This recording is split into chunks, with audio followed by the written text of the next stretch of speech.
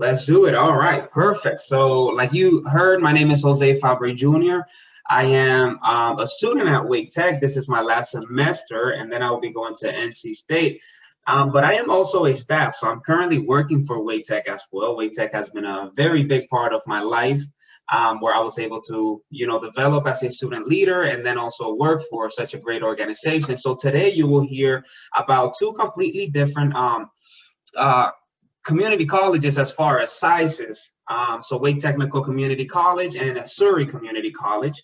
And you will hear different perspectives that we could give you as far as, how we are building a strong sense of belonging on college campuses as far as the Latino Hispanic community. So what are we doing to help out our Latino Hispanic community? So just to give you a little bit of background as far as Wake Tech, we are the largest community college. We serve around 70,000 adults every year.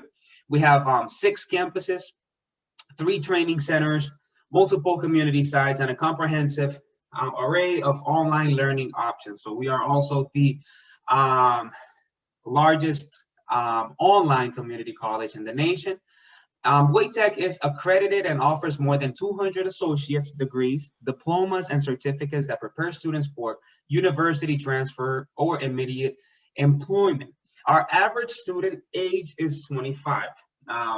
So what that means is, we have a very big range as far as like younger generation and older generation. That is something that we see among our classes, is the distant ages that we could see as far as our classes. Our average class size is 21, so not as big as a 4-year institution, but definitely for a community college, a little bit bigger than normal. 51% of students are minorities or people of color, so that is very huge as far as minorities. And we do have a 9% Latino Hispanic students. So we do have to work a little bit more on that, but at the moment, we're definitely working towards increasing that number, but we do have a 9% Latino Hispanic community. So this is our campuses. So we have Southern Wake Campus, Scott Northern Wake, RTP Campus, Public Safety Education, Western Campus, and Perry Health Science. This is where they are located among the triangle.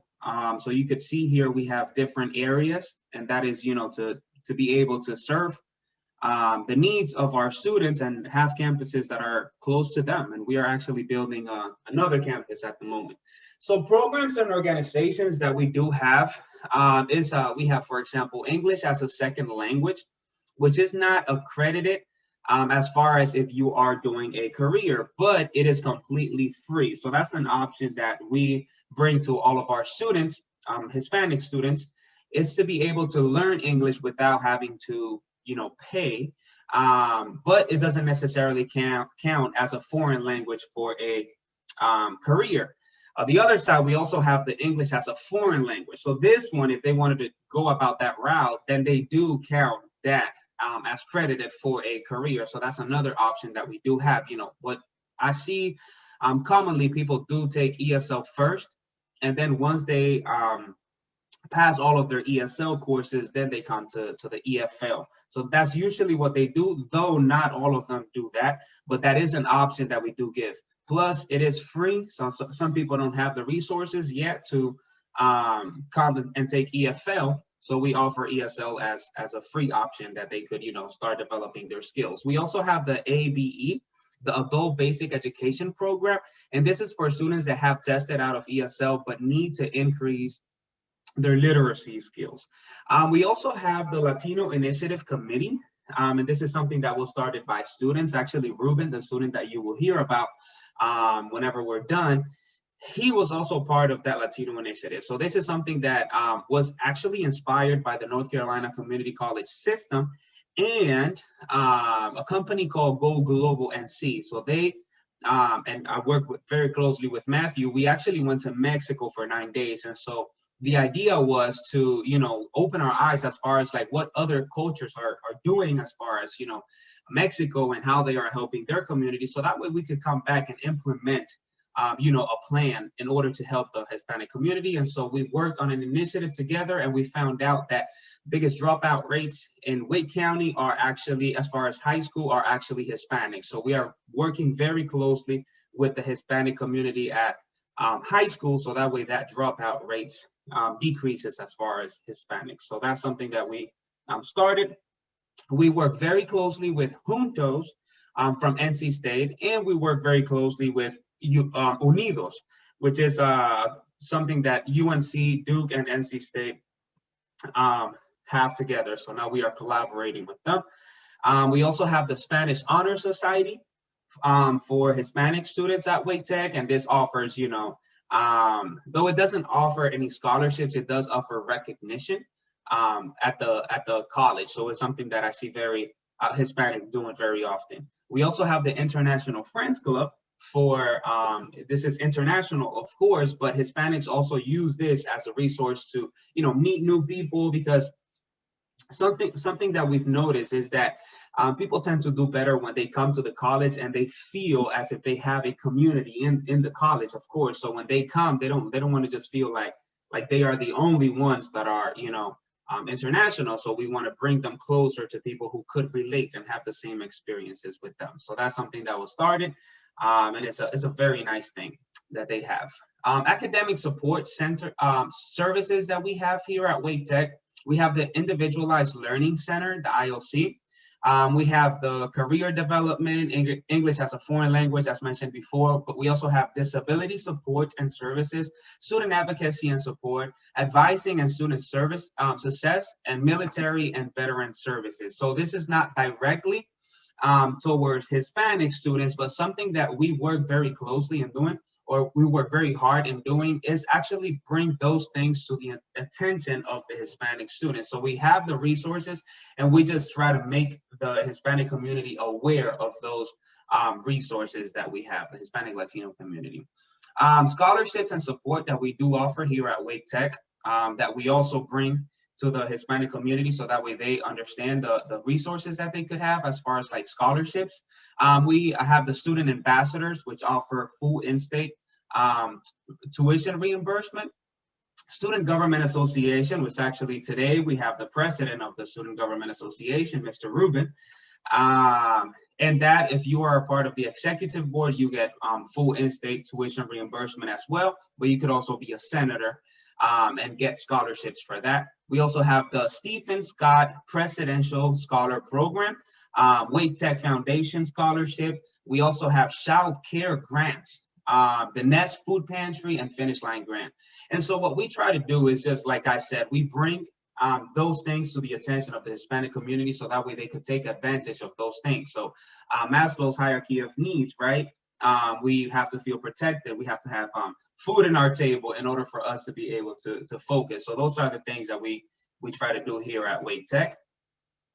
Another thing that offers scholarships, and this is something that I do see the Hispanic community using, is our athletics program. So we have soccer, we have basketball, cheerleading, cross country, golf, volleyball, baseball, and especially soccer, of course. We have the Hispanic community does take a lot of advantages of those scholarships that are offered there. Though not only soccer, they could also like basketball or volleyball or baseball, and they do take advantage of those resources as far as athletics, if they are athletics.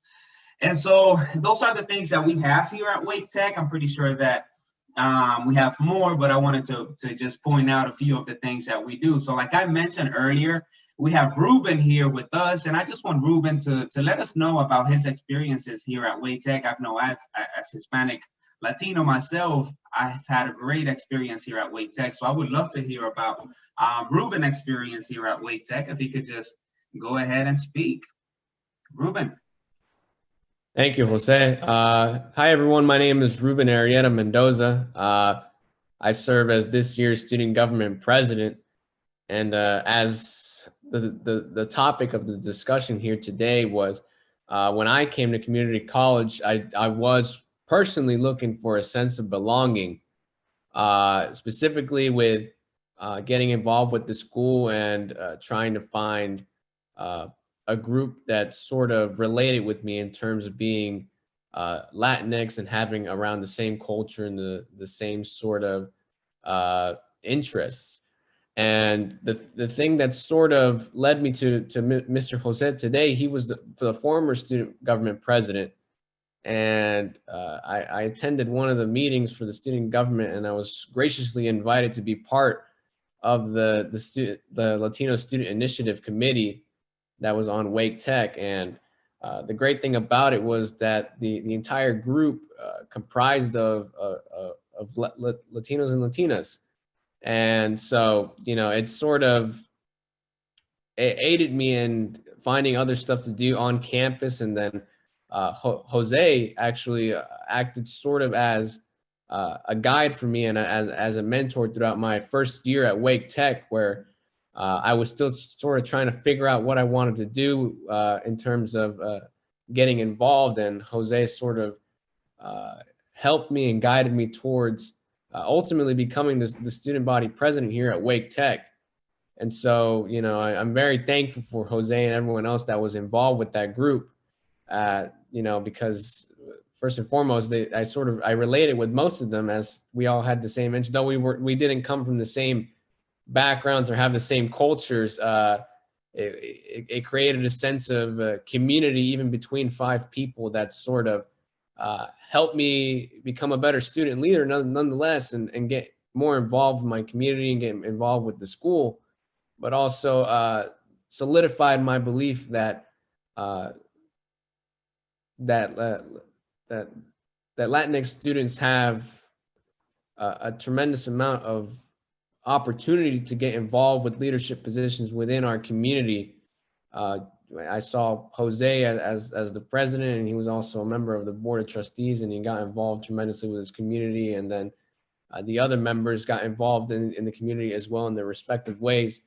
And sort of it allowed me, and it gave me the confidence to sort of pursue a lot of opportunities that I personally felt at the time were blocked off to me, or that I wasn't necessarily equipped to handle such positions, such as being the student body president or getting involved in the committee as well. So, having a sense of belonging created confidence in me nonetheless to pursue a lot of these goals that I wanted to achieve. And as a first generation student, I truly feel that I've been blessed to have that sense of community, even at a community college where, entering the community college, my expectations were not the highest, but Wake Tech truly exceeded my expectations beyond what I could possibly imagine me doing in terms of extracurriculars or getting involved with the community. So a sense of belonging definitely aided in my involvement with the school, and then involvement with the community, and ultimately helped me develop and strengthen a lot of skills that I felt were my weak areas initially. So my experience at Wake Tech sort of relied heavily on finding this amazing group of Latinos and Latinas at the school, which sort of boosted my academic career, and most likely my career going after college as well. So that's sort of my story. Thank you. Thank you very much, Ruben. I appreciate you for being here. And as Ruben mentioned, actually, when we were working in the Latino Initiative Committee, it was actually his first semester, and he jumped right into it. He did great at that moment. So last semester, I was the student body president, and it was 5 of us in the executive board. Out of those 5, as Ruben mentioned, 4 of them were Hispanics.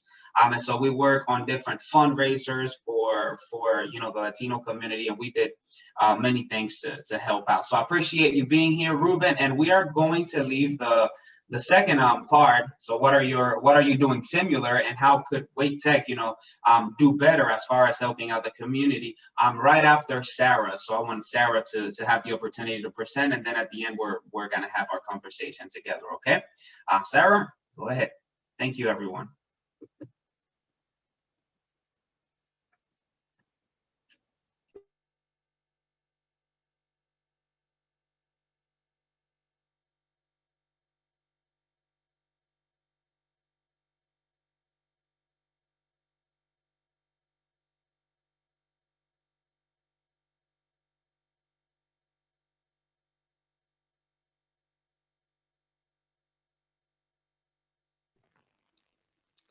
Okay, I think you can probably hear me. Can someone say yes, if you can? Yes. Okay, and you can see my screen, I presume. Yes, ma'am. Okay, thank you. Right, so I imagine that most of the colleges are somewhere between the size of Wake Tech and Surry Community College, and we really thought that it was important to show both, you know, the different types and different sizes of colleges, and show that the work of building a sense of community and belonging is important no matter the size. And I think you're probably going to see when I start talking a little bit about our demographics that even though we are smaller, we serve fewer students, that we certainly have a population in large numbers and growing numbers that we need to make sure that we help feel as if they belong. So here we have, we serve Surry and Yadkin County, both rural counties, both considered to be dying counties, meaning that deaths exceed births. The only demographics that are growing, are the Hispanic population. We have in Surry County about 11% Latinx, Yadkin County about 11% Latinx. Our feeder schools are 25% Latinx, and our number is about 17% Latinx, but I do believe that that number is inaccurate. I think we're probably closer to 20%, maybe even 25%, and that is our goal, to be named Hispanic Serving Institution. Our average student age is younger. We are 21, and there's a reason for that. A third of our population is high school. So that's why we are younger. We do, of course, have a wide variety of people who receive education from Surry, including about 18,000 or so who have workforce development, continuing education, technology, career training, and then about pre-COVID times, over 3,000 curriculum students. Our average class size is 24, and we do have one main campus, which is located in Dobson. We do have a Yadkin Center, which does have over 300 FTE, so it can become a campus as well. We do have other centers throughout the county. We have the Pilot Center, we have the Elkin Center, and we have our Center for Public Safety in Mount Airy. Online education has long been something that we've focused on at Surry. We've had students in Japan and other countries beyond Japan. That's just the only one that I know off the top of my head who have received an online education. We have quite a few programs that are entirely online. So we do have a pretty far reach in our area and beyond. So we've had some programs and organizations at Surry that have certainly helped us develop a sense of belonging. We do not have funding now for the Male Minority Success Initiative, but we did, and we were able to really kind of lay a foundation and set some groundwork in place to be able to focus on, identify some of our Latinx students. In terms of minority population, it is predominantly Latinx. So we were able to put some systems in place to identify and try to help support with that program. And then Scholars of Global Distinction, which obviously diversity and global education are not the same, but they certainly are related, and they are complements to each other. And I actually work on both of those. And I think that our Scholars of Global Distinction has been a real bright spot for us in terms of developing this idea that outside of white America is so, you know, it's great to focus on global and also minority groups. And I think that having some of the programs that we've been able to have through that, it's just really opened our school up to the idea that differences are positive and we should accept people regardless of their background, and that we should support people regardless of their background. And I think that's a pretty impressive thing in a rural location. We have just started our Hispanic Student Association. It's something that I've been working on trying to start, just because I realized that we have this population. We need to make sure that we're supporting the needs of these students. And you know, obviously we've talked about how we, you know, do not want to look at Latinx students as a monolith. They certainly are not. And while there are some needs that are unique to the Latinx population, you know, they differ within the population, but still the Hispanic Student Association is a place to do that. So far, we've just started talking about scholarships and that sort of thing, but we certainly, you know, in non-COVID times, plan to have some pretty robust programming, bringing people in to share success stories, you know, help with, you know, things that, you know, students believe that they need help with. And we've started, one way that we're starting that is having a group of advisors to help, you know, provide the information that they think would be helpful to students. And we do, as well as Wake Tech, have the ESL program and the adult basic education. I would say that we have not had a great relationship with that program, but that is something that we are fostering, because we want to be able to show people that once they complete that programming, the ESL programming, that there's a path for them to continue their education, you know, whatever they would like, that there's a place for them on our campus, and you know, both organizations as well as academically. So in terms of scholarships and support, we have a lot of the same opportunities that Wake Tech has. We do have student ambassadors who do receive funding. We have Student Government Association. They also receive funding. Our foundation scholarships will provide scholarships to students regardless of status, which I know is maybe not always the case. So we do have undocumented students and DACA students who can receive scholarships, though, you know, they're usually pretty minimal.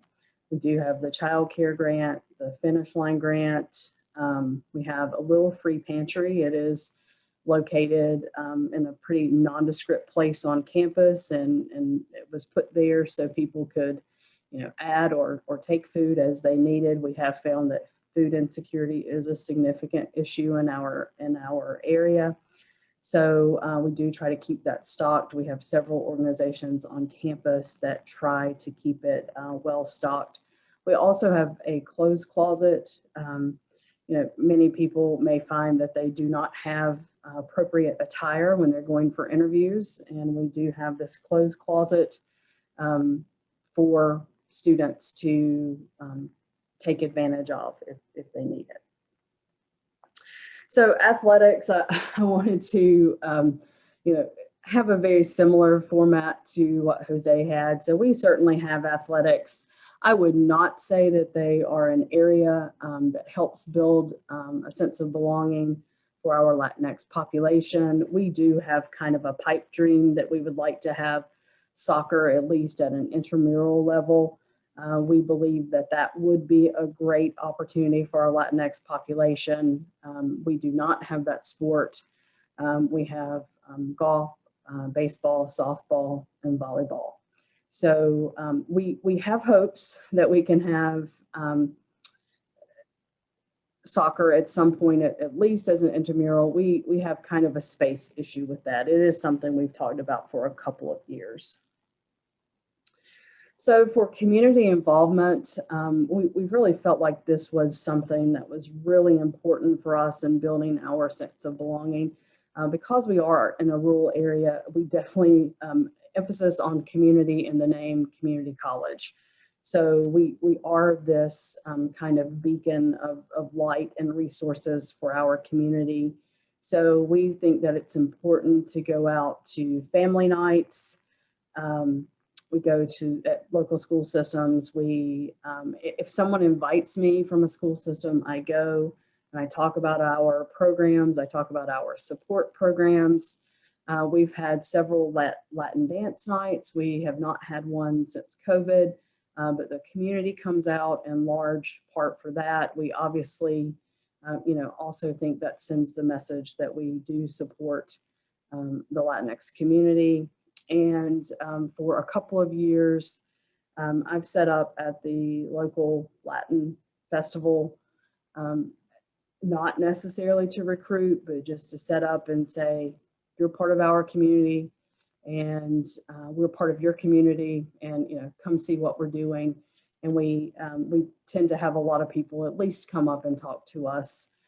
Some people end up taking some of the ESL classes, or they send their children to Surry to take classes. So I think it is positive in that respect, but that's not really why we did it. We just thought it was the right thing to do, the right message to send to the community. And I added something that I call the little things. And I talked about this when I presented in September, and then Carol mentioned it today in her presentation that I have stickers. I buy the stickers from Redbubble, and I have stickers that say DACA supporter, no human is illegal, and I don't hand them out on the corner on campus, but people tend to know that I have them, and I give them away. If we were meeting in person today, I would have the stickers for all of you to have. I just think it's really important that someone know that they have an ally and that they can, be who they are. They can share their stories, and I think the stickers do that. And I think it obviously would help someone who wasn't sure if they really belong know that they do belong and that they have a place on campus.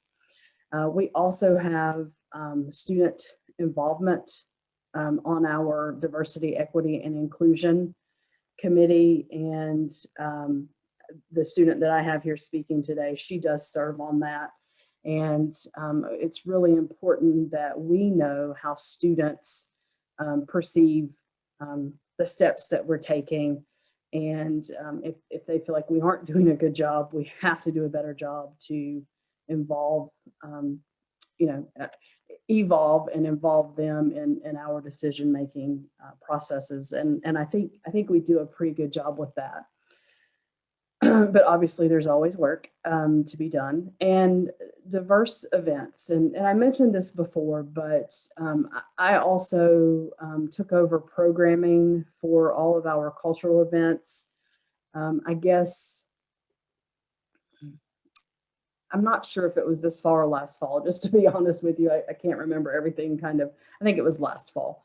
When we started really focusing on bringing in cultural events from diverse groups, I believe that it kind of sends the message that we are supportive, we are inclusive, and it gives students an opportunity to be proud of who they are when they see other people standing up presenting about their diverse backgrounds.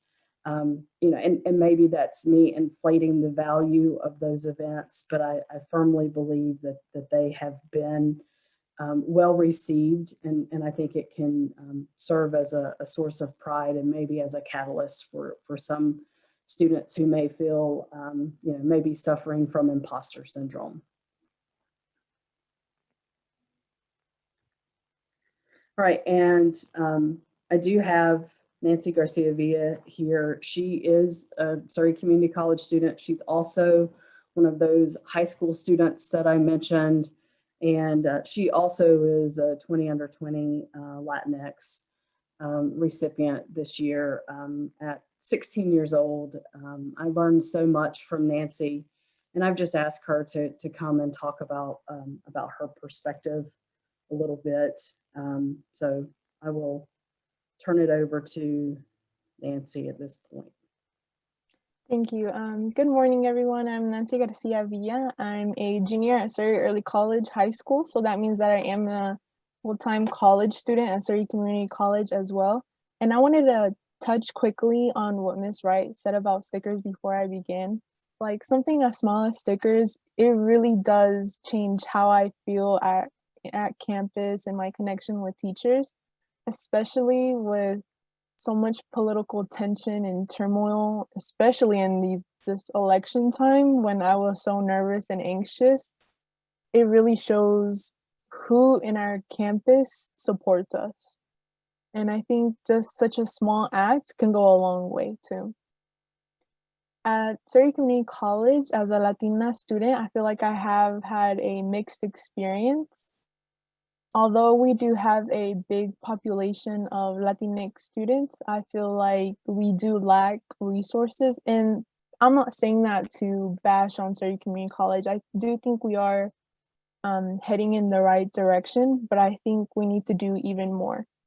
So I think one of the biggest problems that we have is that we don't really know how to, or other people don't really know how to refer to us. Are we Latino? Are we Latinx? Are we Hispanic? What do these terms mean? And I think we need to start these discussions, and although they may seem uncomfortable to some people, that's where progress starts. And I think that is especially important in rural communities like this, especially in the South, where we have to start these uncomfortable discussions. But I think that that's where our radical change starts. And I am a student ambassador and a scholar of global distinction at Surry Community College. And I have witnessed how much progress the scholars of global distinction have had on our campus and Surry County as a whole. I really see people expanding their views beyond the outskirts of our small town, seeing these different cultures when people present on Mexico, Colombia, Japan.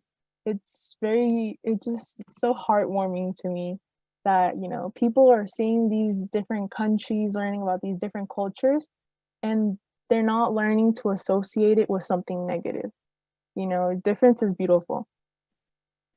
And something else about Latinidad too is that I feel like sometimes people forget it is such a broad term. As a white passing Latina, I'm not going to have the same experience as an Afro-Latina or as someone who is indigenous. And especially, I've seen when I participated in the diversity committee, I think I thought it was such a great place to start and very empowering for the staff to include student perspectives too. But just because I am included in the conversation as a Latina student, that doesn't mean that I can speak on behalf of all Latinx students.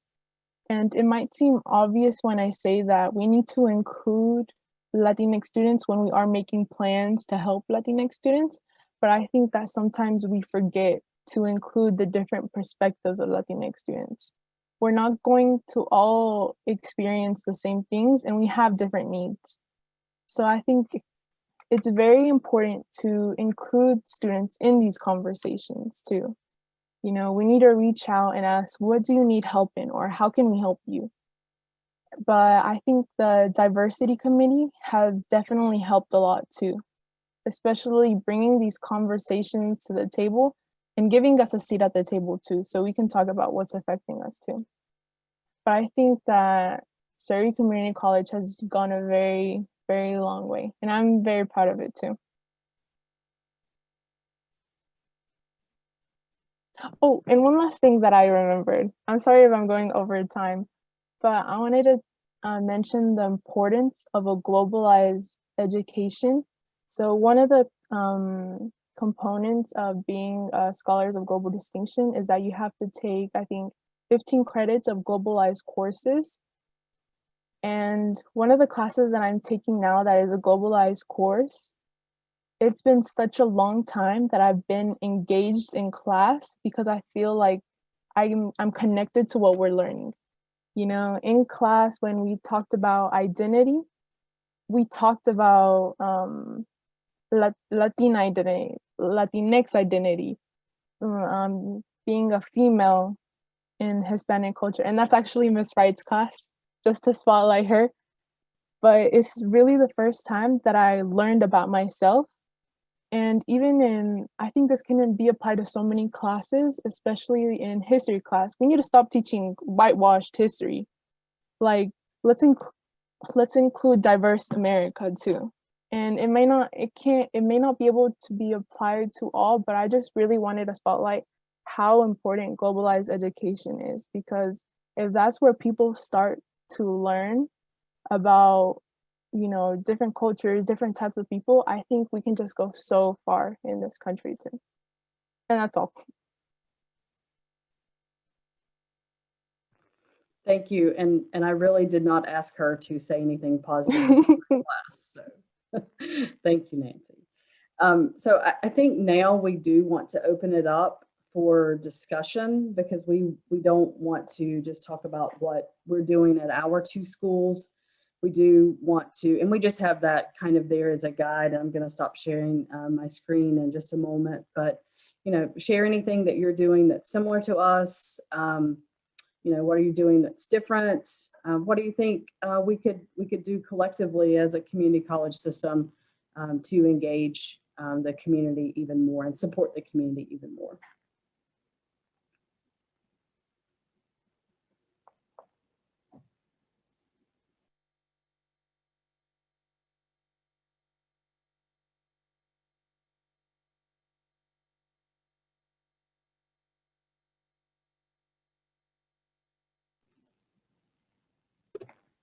Well, Sarah, I think it was amazing the fact that you guys do stickers. It's something simple, as you mentioned, right? But it's definitely something that we are going to start incorporating here at Wake Tech. I think Ruben, right, as student body president, I think having those stickers for the student government association, I think it'll be nice. Same as me, you know, for admission purposes and recruitment events and stuff. I think it'll be nice to have some stickers. So that's definitely something that we'll try to incorporate here.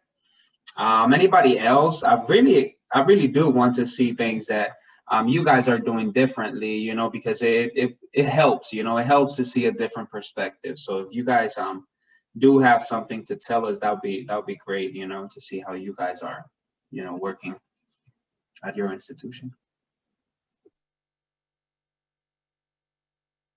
So I will say this, I didn't say it before, but we do have people in financial aid, we have people in admissions, we have people in administration, the student services, the coaches, the advisors that the students see, almost all of them do have those stickers as well. So it's not just me as an instructor, it is, I mean, it's not campus wide, but it is much of the campus.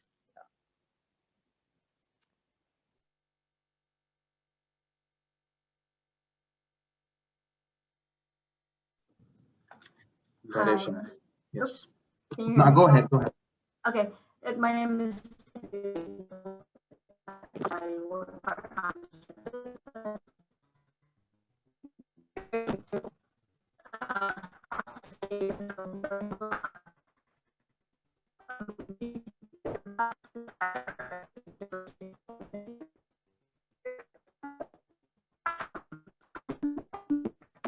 How do you guys marry the two? Like the second right now is called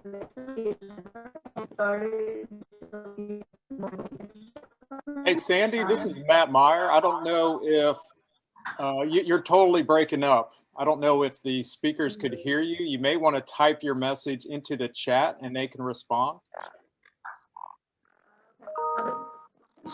Or it's going to be hard, but can everyone hear me?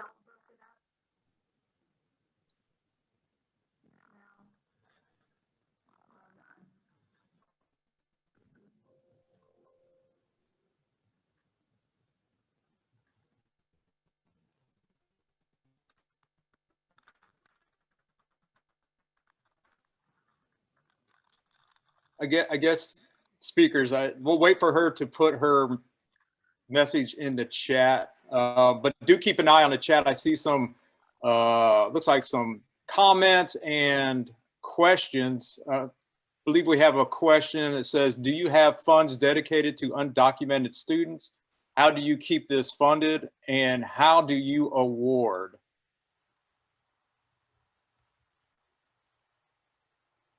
Do you want to answer that first, Jose, or do you want me to? You could go ahead and answer it first, Sarah. Okay. So we do not have funds that are dedicated to undocumented students, but we do have funding through our foundation that we will provide scholarships, you know, regardless of one's status. We also, you know, have a few things that we could help students with, and that's a third-party payer through an employer, if that is the case. If they do have an employer that would, you know, pay the in-state tuition, and however they handle that is entirely up to them. But as far as, you know, any separate funding, we do not have that. That's kind of one of my goals with the Hispanic Student Association.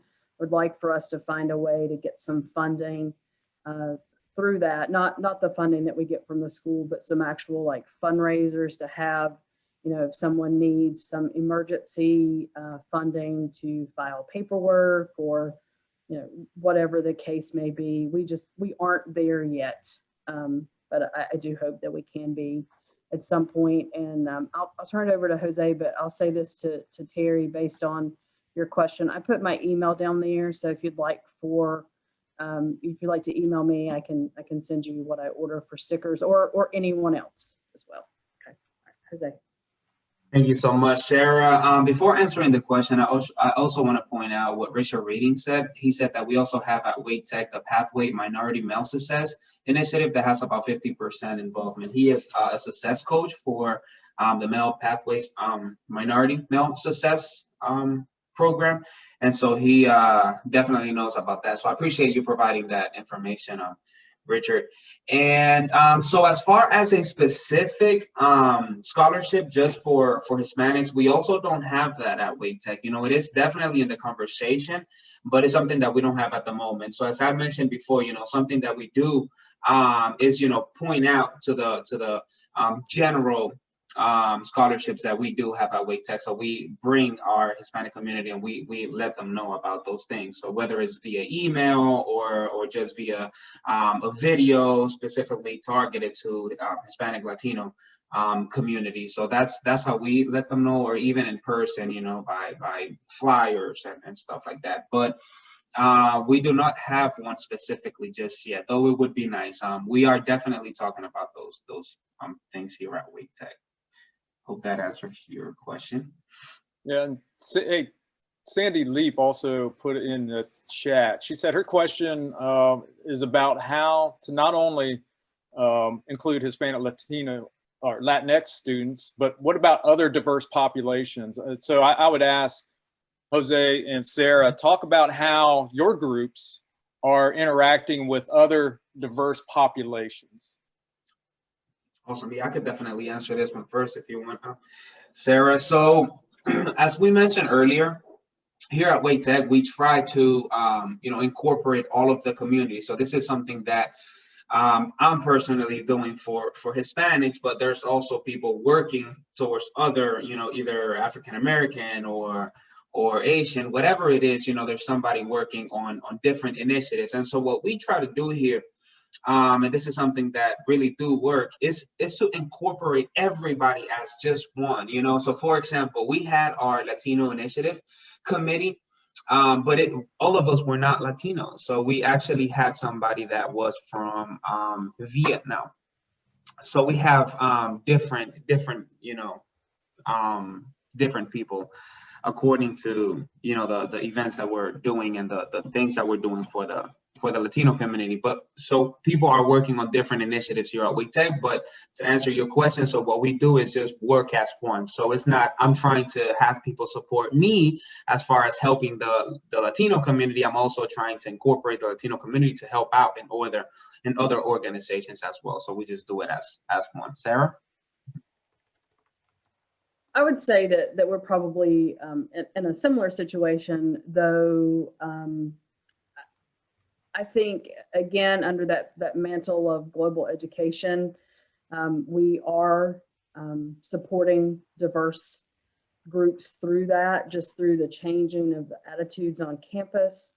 Though admittedly, our focus is in terms of support for groups is the Latinx group, mostly because that is our shift in population. But I believe that the things that we're doing, I think it would be something that would support, you know, all diverse groups. And I don't know, Nancy might have an opinion about that. I don't want to put her on the spot, but she may have an opinion about how she thinks the work that we're doing, you know, incorporates other diverse groups, not just the Latinx population. Yeah, I think that especially the scholars of global distinction, you know, it's not only talking about the Latinx community, you know, we're talking about the Afro-Latinx community, the Black community, the Asian community. It's, you know, we present about different places and we talk about different events too. And I think it's just helped overall with global awareness on campus too, but also in our community. But I think since the Latinx community is what has like the biggest presence, that is what I kind of focus on, but I think it has an overall effect on everyone.